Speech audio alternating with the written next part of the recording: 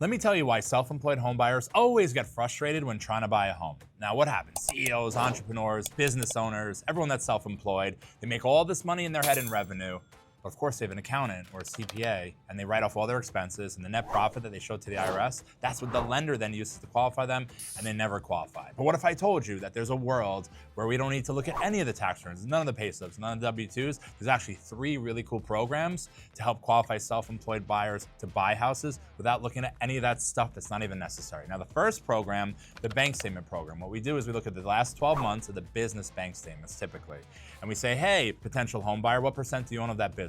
And then say they own 100%. We'll take all of that revenue coming in every month, we'll add it together for the year, divided by 12, whatever that number is. We will then take half of that, assuming 50% expense factor, and half of that is what they get credit for income. And it always seems to work. So a lot of times, say you made $1 million a year, you wrote it down to $60,000 for the year on your tax return, that $80,000 a month, now you get credit for $40,000 a month of income. It's a great program. But if that doesn't work, if your business is seasonal or the revenue is volatile, we have a profit and loss program. So we'll reach out to your accountant, to your CPA, and we'll say, hey, in the last 12 months, what did you make in revenue? What was your expense and what was your profit? And that's it. We just go off of that document. Whatever it says in profit, we divide it by 12, and that's what you use to qualify. We don't have to look at bank statements. What if it's seasonal? Some months was 0. We'll never know. That's what we work off of, a profit and loss. No tax returns needed. Super cool. But the third program, which is super popular, is the 1099 program. Now, typically, 1099 contractors, they file a Schedule C. So if you're 1099, I'm sure this is resonating with you.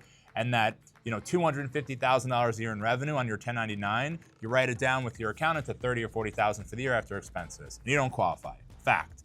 So now, the 1099 program, we take 10% off the top. So $250,000 for the year, 10% off the top. Now you get credit for $225,000 of income per year, which is like 6xing your qualification power. So if you're self-employed and you're struggling to get a home loan, just make sure you understand you're not stuck with the old antiquated vanilla type mortgages. Make sure that these new mortgage options, that you're looking into them, because you will qualify typically without a doubt. And if you're not self-employed and you know someone who is, share this video with them.